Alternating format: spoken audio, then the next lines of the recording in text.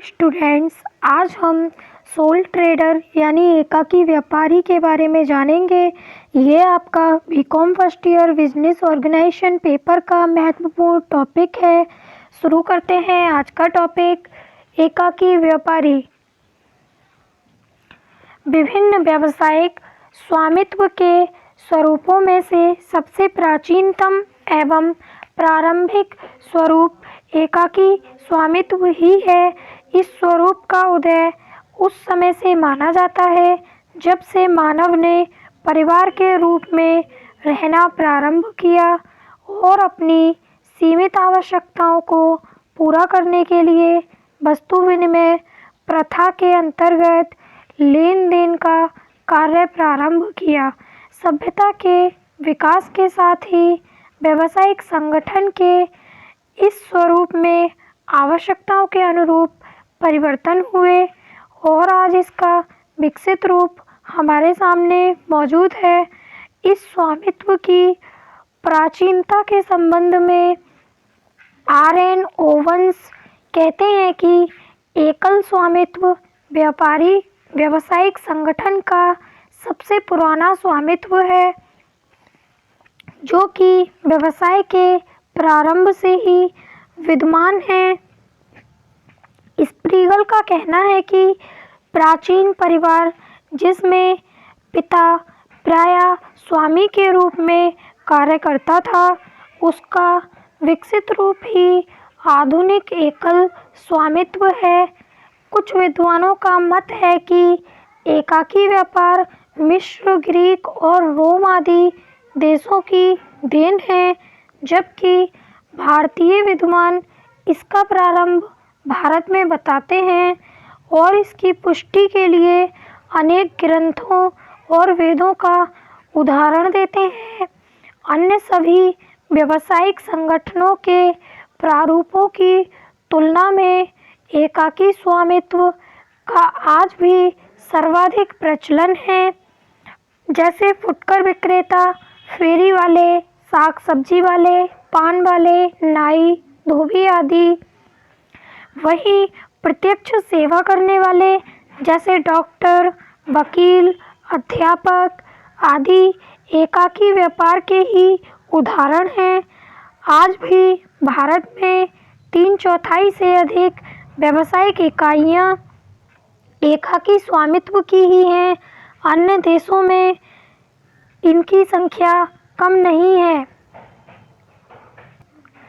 देखते हैं एकाकी व्यापारी का अर्थ एवं परिभाषाएं।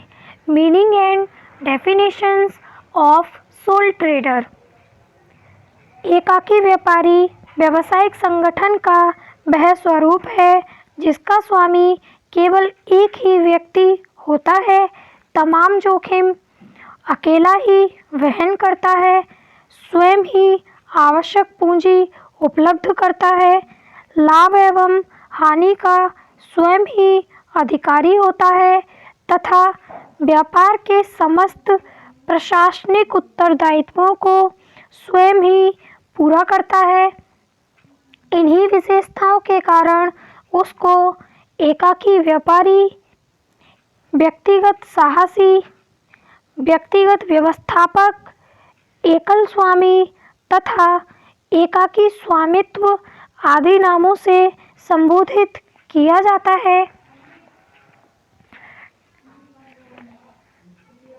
लुइस एच हेने के शब्दों में एकाकी व्यापारी व्यवसाय का वह स्वरूप है जिसका प्रमुख एक ही व्यक्ति होता है, जो उसके समस्त कार्यों के लिए उत्तरदायी होता है, उसकी क्रियाओं का संचालन करता है एवं लाभ हानि का संपूर्ण भार स्वयं ही उठाता है।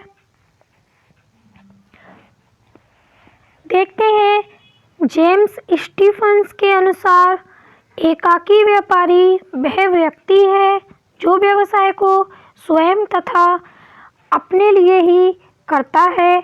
इस प्रकार के व्यवसाय का सबसे महत्वपूर्ण लक्षण यह है कि वह व्यक्ति व्यवसाय को चलाने चलाने को पूर्ण उत्तरदायित्व तथा उससे संबंधित जोखिम को अपने ऊपर लेता है। यह उपक्रम की पूंजी का केवल स्वामी ही नहीं होता, अपितु उसका संगठनकर्ता एवं प्रबंधक भी होता है तथा सब लाभों को प्राप्त करने अथवा हानि वहन करने के लिए उत्तरदायी होता है।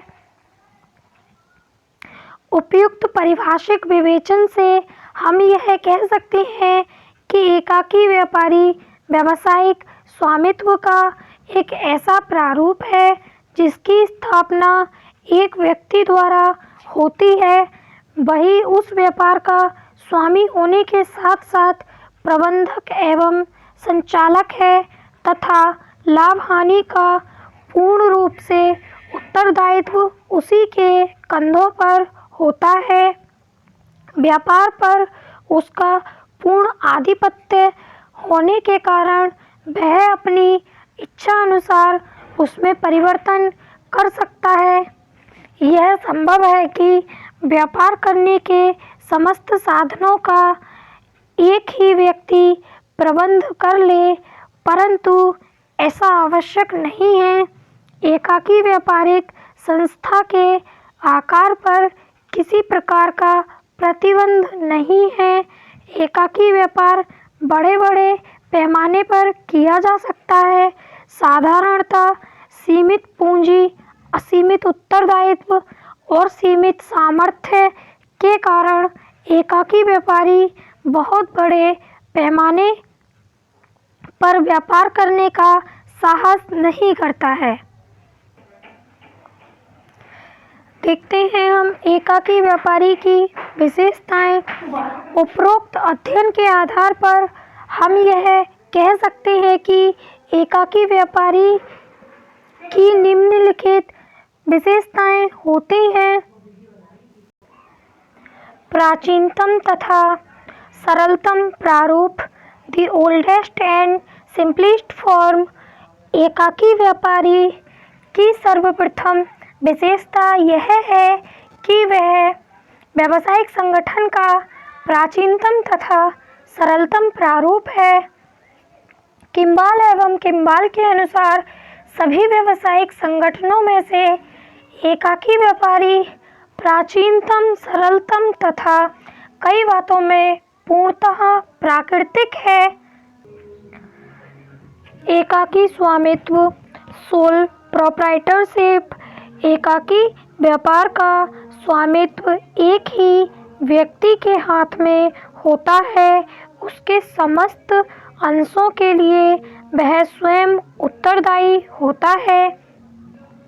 श्री गस्टनबर्ग के अनुसार एकाकी व्यापारी सबका स्वामी होता है और समस्त जोखिम उठाता है। व्यापार को प्रारंभ करने पर उत्पादन के समस्त साधनों का प्रबंध उसी के द्वारा होता है तथा अंत होने पर उन सबका अधिकारी वह स्वयं ही होता है। नेक्स्ट देखते हैं असीमित उत्तरदायित्व, अनलिमिटेड लायबिलिटी। इसमें स्वामित्व और जोखिम सहगामी होते हैं। व्यापार में होने वाली समस्त क्रियाओं के लिए वह व्यक्तिगत रूप से भी उत्तरदायी होता है, अर्थात उसको व्यापारिक ऋणों का भुगतान केवल व्यापारिक संपत्ति से ही नहीं बल्कि अपनी निजी संपत्ति से भी करना पड़ता है। रोनाल्ड पेकमैन कहते हैं, कानून एकाकी व्यापारी के घर एवं व्यवसाय में भेद नहीं करता है। अपनी व्यावसायिक देनदारियों को चुकाने में वह पूर्णतः नष्ट भी हो सकता है। नेक्स्ट देखते हैं वैधानिक औपचारिकताओं से मुक्ति, फ्री फ्रॉम लीगल फॉर्मेलिटीज। एकाकी व्यापार के आरंभ में किसी वैधानिक कार्यवाही जैसे पंजीयन आदि की आवश्यकता नहीं होती। कोई भी व्यक्ति इच्छा अनुसार किसी भी वैधानिक व्यवसाय को आरंभ कर सकता है।